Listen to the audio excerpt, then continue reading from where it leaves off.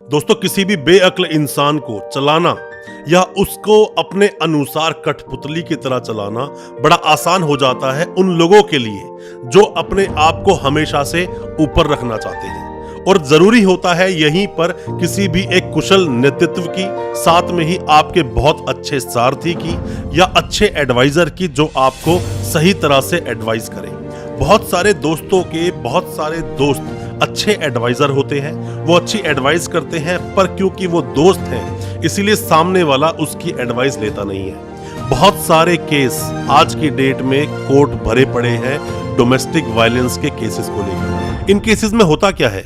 इन cases में होता यह है कि सिर्फ और सिर्फ 1, 2, 3 साल अपने बर्बाद करते हैं लड़का और लड़की, बाद में कॉम्प्रोमाइज होता है, एलिमनी मिलती है, मेंटेनेंस मिलता है और बस जिंदगी ऐसे ही बर्बाद खराब हो जाती है। या फिर आप ये मान लीजिए कि बुरे एक नेतृत्व, जैसे एग्जाम्पल है यदि अमीन अफ्रीका का और साथ में सद्दाम हुसैन, ऐसे एग्जाम्पल्स हैं जीवन में जहां एक खराब नेतृत्व के होने की वजह से या अच्छा एडवाइजर ना होने की वजह से सब कुछ ही ताक पर रख दिया गया। ऐसी बहुत सारी बातों पर आज हम डिस्कस करेंगे अपनी इस वीडियो में। नमस्कार दोस्तों, फिर एक बार स्वागत करता हूं आप सभी का अपने इस यूट्यूब चैनल पर जिसका नाम है कर्तव्य पथ और मेरा नाम है वीरेंद्र वर्मा। दोस्तों, आपके जीवन को अच्छा बनाने के लिए, जीवन को आगे बढ़ाने के लिए और जीवन में कुछ तरक्की दिलाने के लिए आपके मेंटर का होना बहुत जरूरी है। आपके जीवन में आपका एक गुरु या आपको सही तरीके से गाइड करने वाला इंसान, वही आपके जीवन का सारथी होता है जो आपके जीवन को चलाता है। ऐसे बहुत सारे लोग मूर्ख भी होते हैं, बेवकूफ भी होते हैं जो गलत नेतृत्व में अपना जीवन व्यतीत करते हैं। उनको हमेशा ही गलत एडवाइस मिलती है। वो गलत एडवाइस आपके पेरेंट्स भी कभी कभी दे सकते हैं। आप मान लीजिए ये कड़वा सत्य हो सकता है। और कभी कभी ऐसे कई सारे घरों में जो विघ्न डाल देते हैं वही घर वाले, और लड़की का घर टूट जाता है। ये भी एक बहुत बड़ा रीजन है। बड़े बड़े साम्राज्य बर्बाद हो गए सिर्फ एक गलत एडवाइस को लेकर चलते हुए। अपने देश में, अपने हिंदुस्तान में नेशनल सिक्योरिटी के लिए जो अजीत डोभाल को जो बनाया हुआ है उनका हेड, वो क्यों बनाया है? क्योंकि उन्हें एक्सपीरियंस है। वो अलग अलग कंट्रीज में जाकर ऑपरेशंस पे उन्होंने काम किया है। वो जानते हैं किस तरह से नेशनल सिक्योरिटी को चलाया जा सकता है, नेशनल सिक्योरिटी का मतलब क्या होता है वो जानते हैं। हमारे देश का शिक्षा मंत्री ऐसा बन जाए जिसको खुद शिक्षा के बारे में कुछ नहीं पता, तो सोचिए उस देश का हाल क्या होगा। ये कुछ ऐसा ही होगा कि उस इंसान के हाथ में बंदूक दे देना जिसने जीवन में कभी बंदूक देखी तक नहीं, तो वो कहां कहां गोलियां मारेगा। दोस्तों, ये बड़ा ही भयानक एक मंजर हो सकता है। ऐसे ही किसी को ऑर्डर दे देना कि इतने लोगों को मार दो, इतने लोगों को बर्बाद कर दो। जैसा कि मैंने आपको पहले बताया था कि एक बार औरंगजेब ने एक ऑर्डर कर दिया था कि वहां जोधपुर में जितनी भी आसपास मंदिर है सबको तोड़ दिया जाए। और वहां जसवंत सिंह ने काबुल में बैठकर भी ये बात बोल दी कि ठीक है, आप ऐसा बिल्कुल कीजिए, पर मैं एक मस्जिद का नामो निशान तक नहीं छोड़ूंगा यहाँ पर जहां बैठा हूं, काबुल में, ईरान या अफगानिस्तान तक लेकर। दोस्तों, ये सब डिपेंड करता है कौशल नेतृत्व पर। आप कितनी ज्यादा बुद्धिमान हो, कितने अच्छा नेतृत्व आपके पीछे है और आप कितनी समझदारी से चीजों पर काम करते हो। एक कुशल सलाहकार आपके साथ होना बहुत बहुत जरूरी है। जब तक कुशल सलाहकार नहीं होगा तब तक आप जीवन की हर लड़ाई हारोगे। जरूरी नहीं कि भगवान श्री कृष्ण ही आपके जीवन के सारथी हो। वो सारथी कोई भी हो सकता है। जब महात्मा गौतम बुद्ध जब जगह जगह घूम रहे थे उस सत्य के लिए कि सत्य कहाँ है, भगवान कहाँ है, कहाँ वो चीज है, तो एक छोटी सी लड़की ने उन्हें आकर बोला कि जिसको आप यहाँ वहां ढूंढ रहे हो वो तो आपके अंदर ही है। तो दोस्तों, जरूरी नहीं जिन चीजों को आप जगह जगह ढूंढोगे वो चीजें ढूंढने से आपको मिल ही जाए। हो सकता है खुद आपको उस चीज पर काम करना पड़ जाए। आप सभी को मैं एक एडवाइस देना चाहूंगा। आप में से जो भी कोई इंसान परेशान रहता है, सोचता है बहुत ज्यादा और उसको अपना वो टारगेट क्लियर नहीं हो रहा, उसे करना क्या है, क्योंकि आप अगर इंसान बने हो तो कोई ना कोई बड़ा ऐसा कार्य जरूर रहा होगा जिसके लिए आपको भेजा गया। आप सुबह ध्यान लगाना शुरू कीजिए। ध्यान लगाओगे, ध्यान की शक्ति बहुत बड़ी शक्ति होती है। दोस्तों, जितने भी बड़े महापुरुष रहे हैं या जितने भी आज की डेट में भी महान पुरुष हैं, वो सभी ध्यान लगाते हैं। ध्यान लगाना बहुत जरूरी है। ध्यान आप किसी भी उस शक्ति का लगा सकते हैं, किसी भी अपने ईस्ट का लगा सकते हैं, किसी भी अंधकार का लगा सकते हैं, एक ओंकार का लगा सकते हैं। ध्यान जरूर लगाइए। ध्यान लगाने से आपके सोचने समझने की शक्ति बढ़ेगी। और सोचने समझने की जब शक्ति बढ़ती है, इंसान बुद्धिमान बनता है। दोस्तों, पढ़ाई लिखाई से बुद्धिमानी नहीं आती, बुद्धिमानी आती है बुद्धिमान जैसे कार्य करने से, बुद्धिमान डिसीजन लेने से।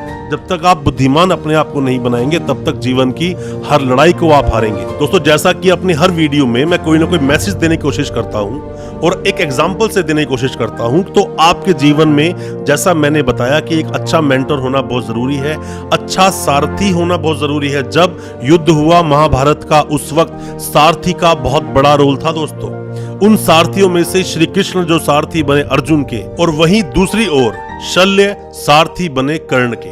दोनों में जब युद्ध हुआ, जब युद्ध चल रहा था, कई बार ऐसा होता है कि हम अपने उस मेंटोर की या जिसकी हमें सलाह लेनी चाहिए, सलाहकार की सलाह जब हम नहीं मानते हैं, तो हमें मुंह की खानी पड़ती है। दोस्तों, जब कर्ण ने सर्प मुख बाण जब चलाने की कोशिश की, जब चलाने के लिए अपना बाण अपने धनुष पर लगाया, तो तभी कर्ण से शल्य ने कहा कि कर्ण, अपने बाण को सही तरह से साधो, अपने निशाने को देखो, आप कहां बाण चला रहे हो।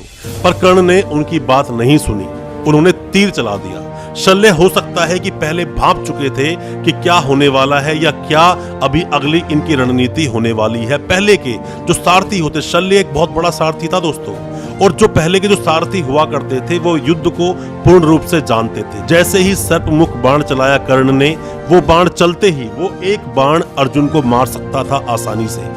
उतने में ही श्री कृष्ण उस रथ को थोड़ा नीचे कर देते हैं और जो बाण होता है वो चूक जाता है।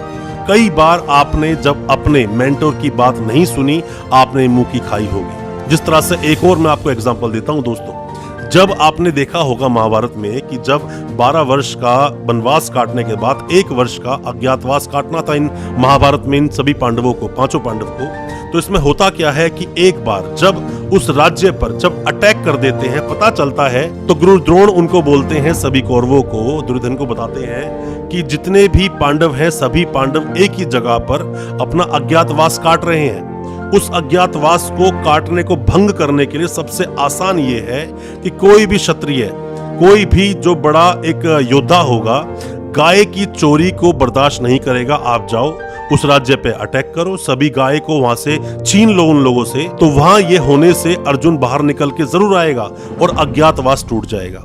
दोस्तों, एक कुशल सलाहकार इसमें सबसे बुद्धिमान थे युधिष्ठिर, और साथ में ही उस राज्य के जो राजा थे, उस दिन कहीं बाहर गए थे किसी काम से, और जैसे ही अटैक होता है, अटैक होने के बाद में जब वहां पर आकर मंत्री वगैरह बताते हैं उनको आकर कि अपने राज्य में अटैक करने के बाद में, यहाँ पर धावा बोलने के बाद में छीन कर ले गए हैं गायों को सभी को, और वो लोग सभी कौरव थे और लेकर अभी ज्यादा दूर नहीं गए हैं, आपको युद्ध करना होगा।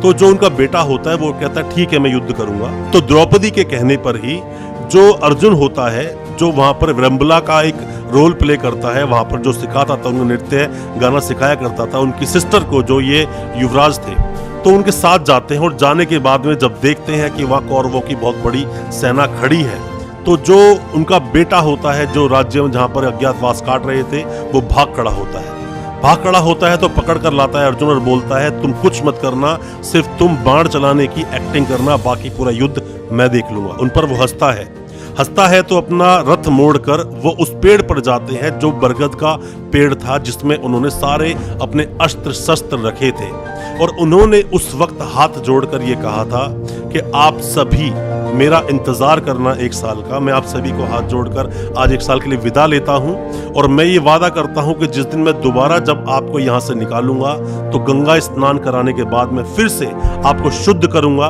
ताकि आप सब मेरा उस युद्ध में पूर्ण तरीके से सहयोग दे सके। तो जब जाता है कर्ण, तो जैसे ही उनको निकालने की कोशिश करता है, तो अर्जुन के सभी अस्त्र शस्त्र और ऊंचे हो जाते हैं, वो उसमें निकाल नहीं पाता। जब कोशिश करता है और ऊंचे हो जाते हैं। इतने में याद आती है अर्जुन को अपनी वही बात कि मैंने एक वादा किया था कि मैं अस्त्र शस्त्र जब भी उठाऊंगा, उस युद्ध में उठाऊंगा जिसमें जरूरत होगी, और गंगा स्नान करने के बाद ही इनमें शक्ति आएगी। तो वो फिर से हाथ जोड़ते हैं और वो कहते हैं कि सभी अस्त्र शस्त्र मेरे सामने आए, और मेरा वादा है कि मैं जब तक गंगा स्नान नहीं कराऊंगा, तब तक आपका प्रयोग नहीं करूंगा। वो दिव्य अस्त्र थे सारे। तो जैसे ही वो सामने आते हैं सब बाण, सब उनका जो गांडीव उनके हाथ में अर्जुन के आता है, वहीं वो तीर चलाते हैं। गंगा वहां से उत्पन्न होती है, बाण गंगा का भी नाम उसे बाद में दिया गया, और वहां से उसको स्नान कराते हैं। फिर उस युद्ध में जाते हैं, युद्ध में लड़ते हैं, और जैसे ही पहला बाण चलता है, चलते ही गुरु द्रोण बोलते हैं कि ये अर्जुन है, अर्जुन है, इसका अज्ञातवास भंग हो गया है। इसका जो अज्ञातवास है वो 14 के दिन खत्म होगा, पर आज छठ है, 8 दिन पहले ही अज्ञातवास हमने तोड़ दिया है, जाकर इसको बोलो। और वो ये भी बोलते हैं कि देखना अगला जो बाढ़ आएगा वो पितामह भीष्म के चरणों में आएगा, और ऐसा ही होता है। युद्ध होता है, सब भाग खड़े होते हैं, भाग खड़े होते हैं तो गुरु द्रोण को पकड़ लेते हैं ये। वहीं पर अर्जुन पकड़ लेता है और बोलता है कि गुरु द्रोण तुम्हें तो मैं नहीं जाने दूंगा, क्योंकि तुम्हें पता है कि मैं अर्जुन हूं, बाकी सब तो इस चीज को सिद्ध नहीं कर पाएंगे, और आपको झूठ बोलना होगा कि नहीं वो अर्जुन नहीं था। वो बोलता है नहीं मैं झूठ नहीं बोल पाऊंगा, तो बोलता है मैं आपको यही मार दूंगा। तो उसमें जान बचाने के लिए गुरु द्रोण बोलते हैं ठीक है मैं झूठ बोलूंगा। और ये पांचों भाई पांडव जब जाते हैं कौरवों के उस राज दरबार में कि हमारा वनवास और अज्ञातवास खत्म हुआ, गुरु द्रोण से ही कंफर्म किया जाता है कि अज्ञातवास तो भंग हो गया, आपने कहा था कि ये वही पांडव हैं और ये अर्जुन है जो बाण चला रहा है। तो वहां पर गुरु द्रोण बोलते हैं कि नहीं ये अर्जुन नहीं था, मैंने उस वक्त मैंने कैसे बोला, पर ऐसा नहीं था। 14 पर इनका अज्ञातवास खत्म हुआ और इनका वनवास भी खत्म हुआ। ये स्टोरी आपको बताती है कहां आप जोश में आकर, गुस्से में आकर एकदम से भूल जाते हो, क्या गलती से आपकी जिंदगी बर्बाद हो सकती है। एक छोटी सी गलती अगर वहां पर युधिष्ठिर होते ना तो इस युद्ध में किसी भी सूरत में जाने ही नहीं देते अर्जुन को, और इसी एक छोटी सी गलती की वजह से फिर से पांडवों को जाना पड़ता 12 बरस के वनवास पर, क्योंकि इसी शर्त में लिखा था अज्ञातवास अगर भंग हुआ तो दोबारा से 12 बरस का वनवास काटना होगा। दोस्तों स्टोरियां ऐसी नहीं बनी है, आपको कोई मैसेज देने के लिए बनी है। मैसेज देने के लिए बनी है तो आप गलती ना करें, और हमेशा जो आपका गुरु है या जिसकी आप बात मानते हैं उसके हर तरह के जो भी उसने आपको बताया, अपने जीवन के जो एक्सपीरियंस से आपको कोई भी चीज बताई कि क्या करना है और क्या बिल्कुल नहीं करना है, वो आपको बिल्कुल नहीं करना चाहिए। अब दोस्तों तय आपको करना है कि आपको जो अपना सारथी चाहिए वो श्री कृष्ण जैसा चाहिए, जो आपको हमेशा लड़ने के लिए प्रोत्साहित करे और आपको धर्म युद्ध के लिए कहे, और साथ में जीवन को आगे कैसे बढ़ाना है, कैसे आप सक्सेस की सीढ़ी तक पहुंचेंगे वो सब जानना है। या फिर शकुनी जैसा चाहिए जो हमेशा गलत ही आपको एडवाइस करे। शकुनी की भी पीछे मंशा क्या थी उस पर मैंने वीडियो बनाई है, आप वीडियो को देखेंगे बहुत अच्छे से आप जान पाएंगे। आपका दोस्तों एडवाइजर कैसा है, सलाहकार कैसा है, सब इस पर निर्भर करता है। दोस्तों अच्छा लगा आज का हमारा वीडियो, हमारे चैनल को अभी सब्सक्राइब करें, साथ में लगा बेल आइकन जरूर दबा दें ताकि इसी तरह की मोटिवेशनल वीडियोस हम आपके लेकर आ सकें। और अच्छा लगे आज का वीडियो, हमारी वीडियो को ज्यादा से ज्यादा अपने दोस्तों परिजन परिवार में शेयर करें ताकि हमें इसी तरह से प्रोत्साहन मिलता रहे और हम आपके लिए मोटिवेशनल वीडियोस लाते रहें। बहुत बहुत शुक्रिया दोस्तों, धन्यवाद हमारे इस वीडियो के साथ बने रहने के लिए।